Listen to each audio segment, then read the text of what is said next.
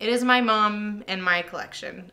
More or less, my mom pays for them, and I say, "Hey, mom, this one's pretty," and she'll come and look at it, and we'll decide, "Ooh, we like it, we'll buy it." So, but so it belongs to my mom and myself, but it would be financed by the Bank of Mom. So. You'd like to share? Yeah, wedding fashion is a lot like any other fashion that it goes around and comes back around with some of the similar styles. Um, you know, they've gone from being elaborate to more toned down to back to being elaborate. I mean, because we don't have any of those beautiful 19 or 1800s, 1890s wedding dresses, but when you find them, they are just these huge, elaborate things like you know, imagine something a queen would wear. But then you get to the 20s, and we have that 20s lawn dress that's, you know, small and understated.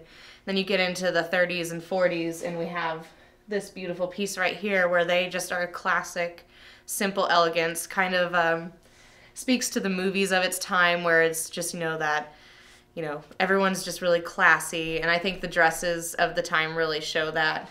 Very simple, all made out of satin for the most part. Some of the things that really you can find on a wedding dress of that time is, of course, the satin. A lot of them are made out of, or it's silk rather.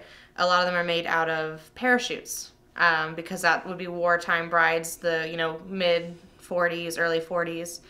And the brides, you know, the country was obviously not wasting money because they had to use their resources for the war.